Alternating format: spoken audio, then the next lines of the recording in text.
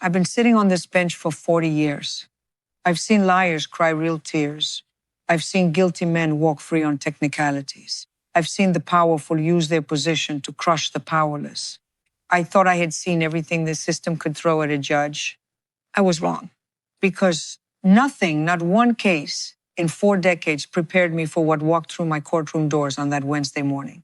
A story so infuriating, so raw, so deeply wrong that when it was over, I sat in my chambers alone and just stared at the wall for 10 minutes, trying to process what I had just witnessed. But before we get to my courtroom, you need to understand what happened on that street. Because if you don't understand what Marcus Williams went through that night, you won't truly understand why what happened in my court was so important. Marcus Williams was 33 years old, a high school teacher in South Los Angeles, coached basketball after school 3 days a week, clean record, not a parking ticket, not a warning, nothing. He drove a used Honda Civic that he'd paid off over 4 years. He was the kind of man who stayed late to help struggling students with homework, who showed up to parent meetings even when only 2 parents came. On the evening of October 14th, he was driving home from exactly that, a parent-teacher meeting that ran late. He was tired. He had papers to grade. He was thinking about dinner. He was doing everything right. He was in his own neighborhood, driving at normal speed, both hands on the wheel, music low, and Officer Derek Calloway decided that was enough reason to pull him over. No speeding, no lane violation, no broken taillight, no reason at all, except that Marcus was a black man driving slowly through an area Calloway had decided didn't belong to people like him. Calloway pulled up behind him, hit the lights, and Marcus pulled over immediately. Cooperative, calm. He rolled down his window and waited. What happened next was caught on 2 cameras, Calloway's own dash cam. And a neighbor named Patricia Cole, who saw the lights from her living room window, grabbed her phone and started recording from across the street, a decision that would change everything. Calloway didn't say good evening, didn't ask for license and registration. His first words, caught clearly on both recordings, were a racial slur followed by, "Get out of the car, now." Marcus asked calmly and respectfully, "Officer, can you tell me why I've been stopped?" Calloway's response was to reach through the open window, grab Marcus by the collar of his jacket, and physically drag him out of the vehicle. Marcus didn't resist. He kept his hands visible. He didn't raise his voice. He was thrown against the hood of his own car, while Calloway pressed his forearm into the back of Marcus's neck. And then Calloway pulled his weapon, pointed it directly at the back of Marcus's head while Marcus was face down on the hood, hands spread, going nowhere. He said, and this is on camera, word for word, "People like you think you can go wherever you want. You move 1 inch and I will make sure you never go home tonight." Marcus didn't move. He said later that in that moment, he thought about his daughter, 7 years old. He thought about whether she would grow up without a father, because he drove home from work. Calloway eventually holstered his weapon, told Marcus to get back in his car, walked back to his cruiser, and drove away. No ticket, no charges, no explanation, just drove away like nothing happened. Because in Derek Calloway's world, nothing had happened. Marcus sat in his car for 11 minutes before he could drive. His hands wouldn't stop shaking. When he got home, his wife took one look at him and knew something was seriously wrong. He sat at the kitchen table and told her everything. And then he said 4 words that started all of this. "I'm not letting this go." What happened next, what Marcus did, what he found out, and what secret was hiding inside Calloway's own department, that's where this story gets very, very dark before it gets better. The next morning, Marcus Williams walked into the precinct and filed a formal complaint. He was professional, documented. He brought the neighbor's phone video on a USB drive. He had the timestamps. He had written everything down the night before while it was fresh. He handed it all over to the desk sergeant and was told someone would follow up within 5 business days. Nobody called. On day 6, Marcus called them. He was told the complaint was under internal review. On day 10, he received a letter, 1 paragraph. It stated that Officer Calloway's conduct had been reviewed and found to be within departmental guidelines for a precautionary traffic stop. Case closed internally. They buried it, just like that. A man had a gun held to his head for driving home from work, and they called it precautionary. Marcus took the letter to his dining table, read it 3 times, and then called attorney Diana Reeves. Diana was not a famous lawyer. She didn't have a TV show or a celebrity client list. What she had was 15 years of civil rights litigation and a filing cabinet full of cases that looked exactly like this one. Black men, routine stops, weapons drawn, internal reviews that went nowhere, letters that said within guidelines. She looked at the dash cam footage. She looked at the neighbor's video. She looked at Calloway's service record that she obtained through a public records request. And that's when the first unexpected twist hit. Calloway's internal record was clean, too clean. Not a single complaint in 12 years. Not one. For an officer with his documented aggression on this video, that made no sense. Diana dug deeper. She submitted a broader records request covering all complaints filed against Calloway within the past decade. The department took 3 weeks to respond. When they did, they provided 8 pages. But a source inside the department, an officer who requested to remain anonymous, contacted Diana privately and told her the real file was closer to 40 pages. Complaints that had been filed and then quietly reclassified, misfiled, or marked as withdrawn, even when the complainants had never withdrawn them. Someone had been cleaning Calloway's record for years, someone with the access and authority to make problems disappear. And that someone, Diana suspected, sat in a very comfortable office with a very important title. She filed the civil case. Racial profiling, unlawful stop, excessive force, criminal threatening with a deadly weapon, civil rights violation under federal statute, and one additional charge that nobody expected, conspiracy to suppress official complaints, naming not just Calloway but unknown department supervisors as co-respondents. The case was assigned to my courtroom. When I read the file, I read it twice. Then I read it a third time. Because buried on page 31 of Diana's filing was a detail that made me set the papers down and take a long breath. This was not Calloway's first victim. There were 3 other men, all black, all stopped without cause, all subjected to the same pattern of aggression, racial language, and weapon display. All 3 had filed complaints. All 3 had received the same 1-paragraph letter. And all 3 had eventually dropped their cases after receiving visits, unofficial, undocumented visits from officers who suggested it would be better for everyone if things stayed quiet. Marcus Williams was the 4th, but he was the first one who didn't drop it. Diana had her case. Marcus had his courage. And I had a courtroom and 43 years of experience watching exactly this kind of story get buried. But nothing, not the file, not the footage, not the history, prepared any of us for what Officer Derek Calloway did when he walked into my court. Because this man didn't come in ashamed.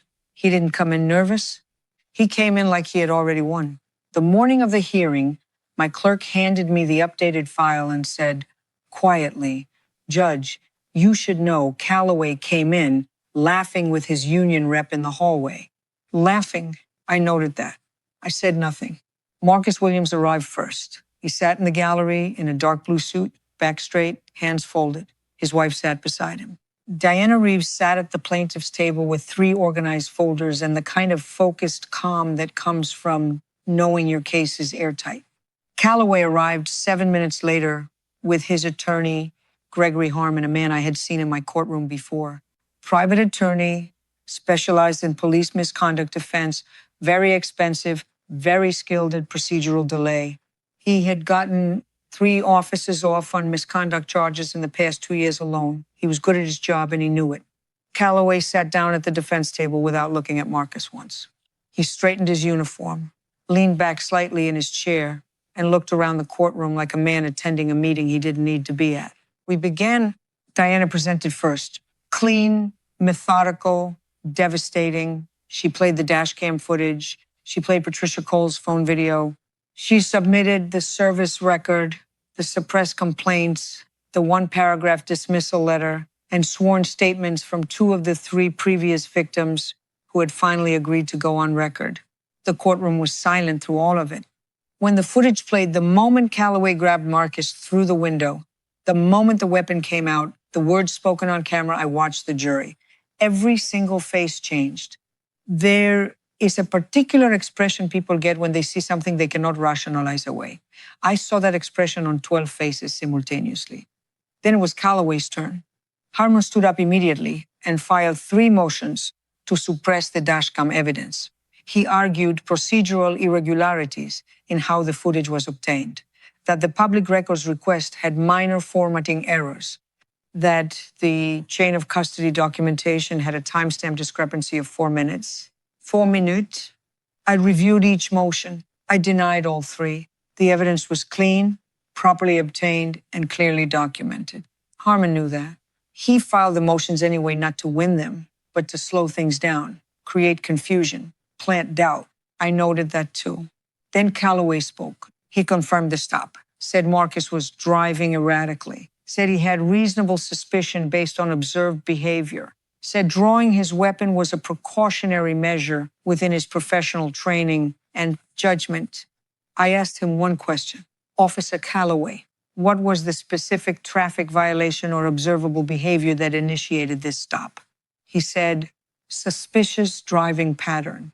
I asked, can you describe that pattern specifically? He said he was driving slowly. I said, is driving slowly a violation of any traffic statute in the state? Harmon jumped up to redirect. Calloway waved him off, literally waved his own attorney aside with one hand. And then he looked at me and said something I will remember for the rest of my career on this bench.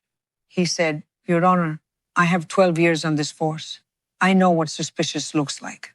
And with respect, I don't think a traffic court is really equipped to second-guess the judgment calls of trained law enforcement in the field. The courtroom stirred. Diana's pen stopped moving. Marcus closed his eyes slowly. I said nothing. I wrote something in my notes. I let the silence sit in the room long enough to become uncomfortable. Then I called a 15-minute recess. That 15 minutes, that's when everything changed. Because while I was in my chambers, my clerk knocked on the door with a look on her face I had never seen before. She handed me a note. And what was written on that note, what had just happened in the hallway outside my courtroom, was something so brazen, so stupid, so arrogant that even after 43 years, I had to read it twice to believe it. And just when I thought this story had reached its peak, it hadn't even started yet. The note was from my court clerk, Sarah. During the recess, while people were in the hallway getting water and stretching, Calloway had walked up to Marcus Williams. Not his attorney, Calloway himself. He stood close, too close. And he said, quietly but clearly enough for both Diana Reeves and court clerk Sarah to hear, you should drop this. I still know where you live. I still have a badge. And this city has a very long memory. Marcus said nothing. He stepped back. Diana immediately pulled out her phone and sent Sarah a message, who walked directly to my chambers and handed me the note. I read it. I set it down. I took one breath. Then I walked back into that courtroom. Hey, before I continue, I want to ask you something directly. Where are you watching this right now? Are you on your phone at midnight, on your lunch break, or did someone send this to you? Drop it in the comments below, because the people watching this story all the way to chapter 4 are exactly the kind of people who actually care about justice, not just talking about it, actually caring. And if this story is hitting you the way it hit me when I lived it, share it. Send it to one person right now who needs to hear that standing up actually works. That the system, when people refuse to let it fail, can still get it right. Now, back to that courtroom, because what I'm about to tell you, Calloway had no idea was coming. I called the court back to order. I looked at Calloway directly and said, Officer Calloway, during the recess, did you approach the plaintiff, Marcus Williams, in the hallway of this courthouse? Calloway didn't even hesitate.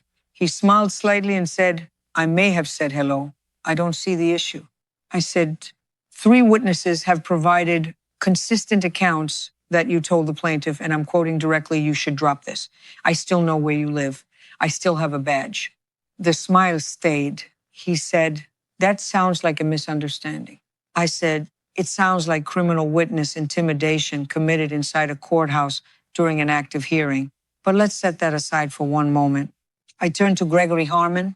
I said, Counselor, this morning you filed 3 motions to suppress evidence obtained through a fully documented, legally valid public records request. You cited a 4-minute timestamp discrepancy and 2 formatting irregularities that have no bearing on the authenticity or chain of custody of the footage. You are a licensed attorney with 15 years of experience.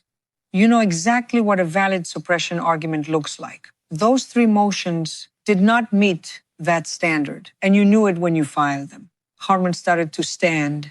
I continued. You filed those motions to delay, confuse, and obstruct. That is not zealous advocacy. That is an abuse of this court's process. I am referring you to the State Bar Association for a formal disciplinary review. Pending that review, your right to appear in this courtroom is suspended, effective immediately. You are dismissed. The room erupted. People in the gallery started murmuring. Harmon's face went from red to white. He opened his mouth, closed it, gathered his papers with hands that weren't entirely steady, and walked out. His $400 an hour career suddenly had a very large question mark over it. Calloway watched his lawyer leave, and for the first time that morning, the smile disappeared. He turned back to me, and then, because apparently he still had not learned anything, he said, "You can't do this. I have the deputy commissioner's personal number. I have been protected in this department for 12 years. Whatever you rule today, I'll be back on patrol by Monday." That is just how this works. 43 years on this bench, I have had defendants threaten me, curse at me, promise to find me outside court. I have had powerful men try to intimidate me with their titles, their connections, their money.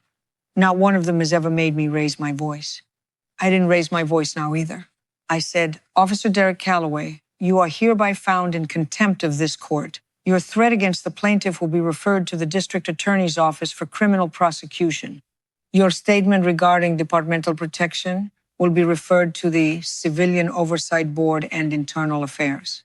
And the name you just mentioned, the deputy commissioner, that name is now part of the official court record of this hearing. I let that land. Then I said, "Bailiff." He was removed from the courtroom. No more smiling, no more leaning back in his chair like he owned the room. Just a man in a uniform being walked out of a courtroom in front of everyone who had believed in him and everyone he had wronged. But here's what nobody in that courtroom knew yet. Not Marcus, not Diana, not me. While Calloway was being escorted out, his attorney already suspended, his threat on the record, his career dissolving in real time. Something was happening 2 floors above us in this very building. Something that would make everything we just witnessed look like the opening act. 2 hours after Calloway was removed from my courtroom, my clerk received a call from the presiding judge on the floor above mine. Federal investigators had arrived at the courthouse. Not for Calloway. For the deputy commissioner, Robert Hargrove, the man Calloway had name-dropped so confidently from the witness stand. Turns out Diana Reeves wasn't the only one who had noticed that Calloway's record was too clean. The FBI's Civil Rights Division had opened a quiet investigation 8 months earlier after receiving 3 separate tips from officers inside the department. Anonymous tips, filed through a federal whistleblower portal. Those tips described a systematic operation. Hargrove had been running it for years. Officers who showed potential for loyalty were protected. Complaints filed against them were intercepted at the supervisor level, reclassified, misfiled, or simply deleted from the digital record before they could reach oversight. Officers who questioned the system were transferred, demoted, or pushed out entirely. Calloway was not Hargrove's only protected officer. He was one of 7. Between those 7 officers, the FBI had documented 23 incidents involving excessive force, racial targeting, and unlawful stops over a 6-year period. Every single complaint had been suppressed. Every single victim had received the same 1-paragraph letter. Several had been visited and quietly warned to stay silent. Marcus Williams had been the only one who refused. And because Marcus refused, because he hired Diana, because Diana filed that conspiracy charge naming unknown supervisors, the FBI, who had been watching the case, had their first public thread to pull. Hargrove was arrested at 2:14 p.m. that afternoon, walked out of his office on the 4th floor in handcuffs. His executive assistant stood in the hallway watching. His nameplate was still on the door. Calloway, already in custody for contempt, was hit with federal conspiracy charges before the end of the day. And the 3 previous victims, the men who had been visited, warned, and silenced, they came forward publicly within 48 hours. Because the machine that had kept them quiet had just been dismantled in a single afternoon. But there was still one more twist, one nobody saw coming. Not the FBI, not Diana, not me, Because when investigators finally accessed Hargrove's full internal files, the real ones, not the sanitized versions, they found something that changed the entire shape of this story. One of the names in those files was someone who was supposed to be on the right side of all this. The name in Hargrove's files was Captain James Okafor, the same Captain Okafor who had publicly praised Marcus Williams for having the courage to come forward. The same Captain Okafor who had given a press statement 2 days after the story broke, calling Calloway's behavior a disgrace to the badge. The same Captain Okafor who had shown up in the background of Diana's press conference, nodding along to every word. He had been feeding Hargrove information about the investigation's progress for 4 months. Not a major player, not running the operation, but a man who knew which way the wind was blowing, kept one foot in both camps, and was quietly making sure that if the FBI got close, certain files would be moved before they arrived. Investigators found 11 encrypted messages between Okafor and Hargrove. The most recent one was sent 3 days before Calloway's court appearance.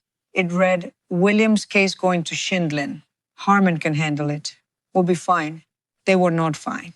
Okafor was arrested on obstruction charges 6 weeks after Calloway and Hargrove. He did not give a press statement this time. Back in my courtroom, I delivered the final ruling on Marcus Williams versus the city of Los Angeles. Full judgment for the plaintiff on every count. Racial profiling, unlawful stop, excessive force, criminal threatening, civil rights violation, and conspiracy to suppress official complaints, a charge that now had 3 named defendants instead of the unknown supervisors it had started with. I awarded Marcus Williams $1.4 million in damages. But before I closed that session, I asked Marcus if he wanted to address the court. He stood up. He didn't have prepared remarks. He stood there for a moment, looked around the room, and then said something quiet and simple that I've thought about many times since.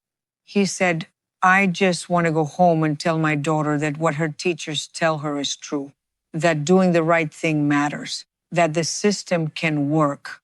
I want to be able to say that and actually believe it." I told him, and I meant every word, that he had just given 12 people in that jury box, every officer who would hear this story, and every person who had been visited and warned and silenced, something more valuable than a verdict. He had given them proof.